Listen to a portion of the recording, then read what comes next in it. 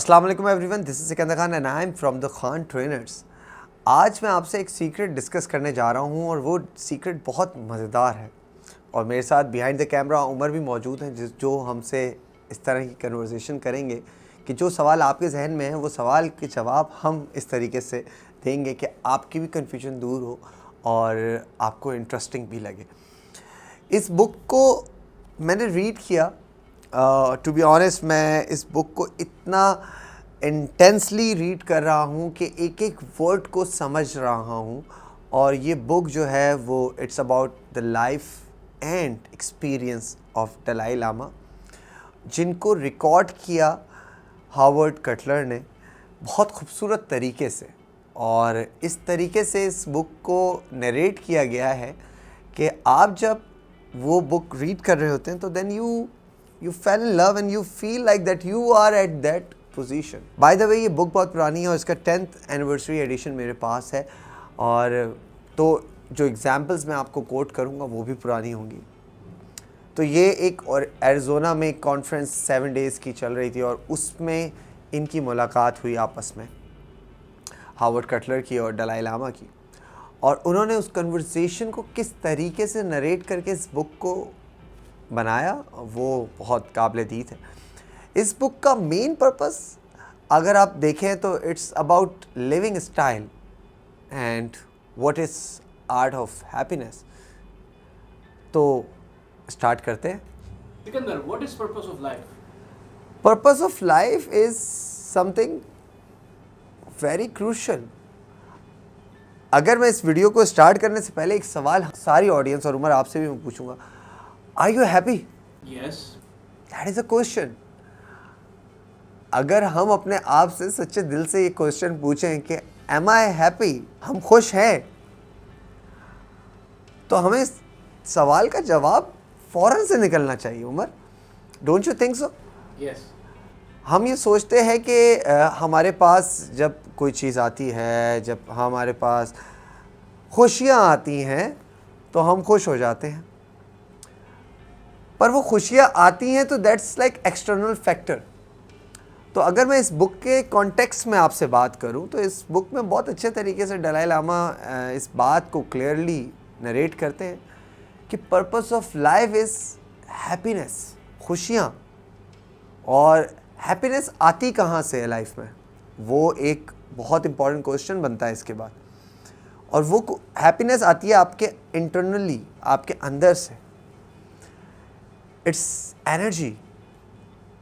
और वो एनर्जी पैदा जब होती है जब आप कोई भी फेल करते हैं, कोई भी काम करते हैं, कोई भी चीज़ करते हैं, तो उससे पहले अपने आप से पूछते हैं, am I doing this for pleasure और I am just doing it for my happiness? ये बड़ा क्रूशल क्वेश्चन है। अक्सर और बेशतर हम अपनी ज़िंदगी में बहुत सारे ऐसे इंसिडेंट हमारे साथ पेश आते हैं जिनसे हम दो चार होते हैं, इंसिडेंट से दो चार होते हैं और हमें पता चलता है कि ये काम हमने किया और इससे हमें बहुत खुशी हुई। और खुशियाँ जो हैं वो हमेशा हम याद रख के अपने पास रख लेते हैं। And according to this book एक और चीज़ को मैं हाईलाइट करता चलूँ कि इस बुक के अंदर एक चीज़ बहुत ज़्यादा एम्फेसाइज़ की गई है कि इंसान की जो नेचर है, जो उसकी कोर वैल्यूज़ हैं, वो ऑलवेज़ काइंडनेस है, वो ऑलवेज़ कंपैशन है। Compassion is the word he used in his conversation.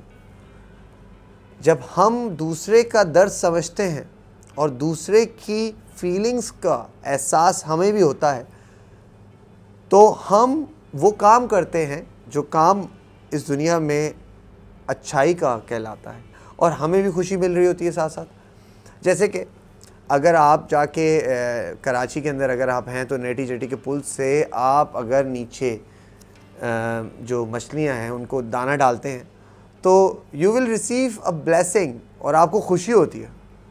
आप किसी मोहताज की मदद करते हैं तो आपको खुशी होती है। आप किसी अंधे को रोड क्रॉस करवाते हैं तो आपको खुशी होती है। आप अपने माँ बाप के साथ टाइम स्पेंड करते हैं, आपको खुशी होती है। आप अपने पार्टनर के साथ टाइम स्पेंड करते हैं तो खुशी होती है।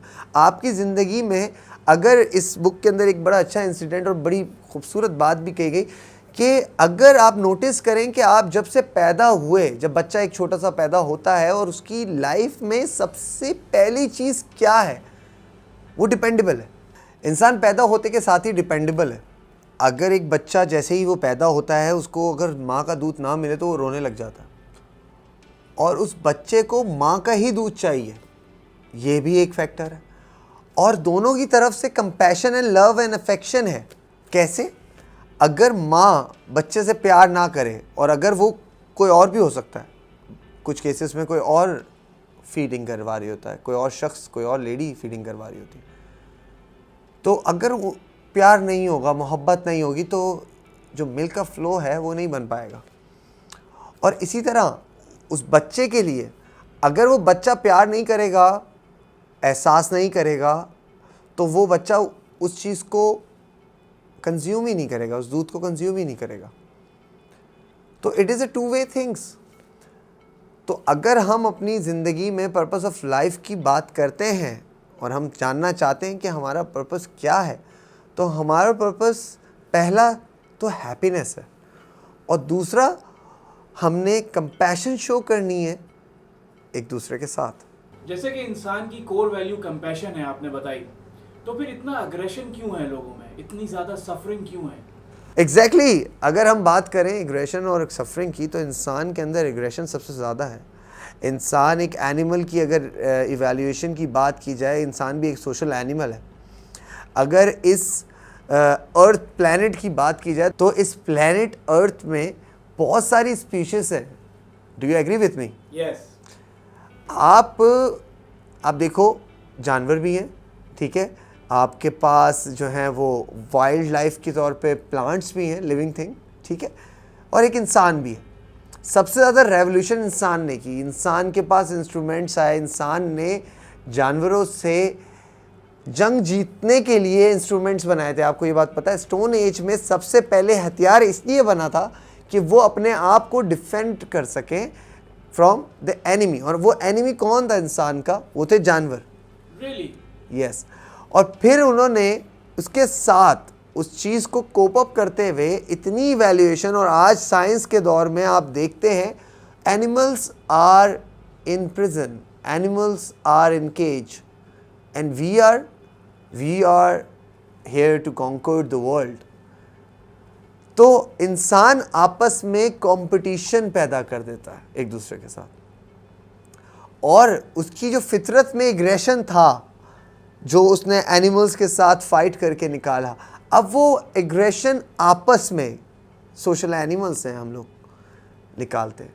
पर हमारी कोर वैल्यू हमेशा कंपैशन ही रहती है, काइंडनेस ही रहती है। लेकिन उसके ऊपर जब नेगेटिविटी चीज़ें आ जाती है, नेगेटिव थॉट्स आ जाते हैं, जब नेगेटिव इम्पैक्ट आ जाता है, जब आपके ऊपर मॉनिटरी या कोई पावर, मैं मनी की बात नहीं करूँगा, I will not only talk about money, but when you talk about power, तो इंसान उसके ऊपर लड़ता है दूसरे इंसान से, पर उसके अंदर अगर एक डीप डाउन देयर देखा जाए तो कंपैशन ही होती है।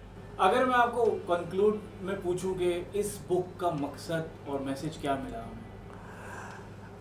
To conclude on this topic and to give you overview about this book, मैं ये कहूँगा it is all about happiness, it's all about compassion, it's all about kindness, it's all about love and peace. This book is all about living style, you know. आप अगर इस book को follow करते हैं तो आप अपनी ज़िंदगी बदल सकते हैं, आप अपने अंदर एक नया चेंज लेकर आ सकते हैं, जिसके अंदर आपके पास ग्रैटिट्यूड भी है, जिसके अंदर आपके पास कंपैशन भी है, जिसके अंदर आप सिंपैथी भी करते हो and then you do empathy as well, जिसके अंदर आप एक दूसरे को समझते हो। और इस बुक पे बहुत ज़्यादा एम्फेसाइज किया गया है कि जब तक आप खुद खुश नहीं होगे तो आप दूसरे को खुशियां नहीं बांट सकते। साथ मैं इजाज़त लेता हूँ। प्लीज़ सब्सक्राइब कीजिए, कमेंट कीजिए, लाइक कीजिए, और उन लोगों के साथ शेयर कीजिए जिनको इस बुक के बारे में जानने की ज़रूरत है। और मैं इजाज़त लेता हूँ। अल्लाह हाफ़िज़।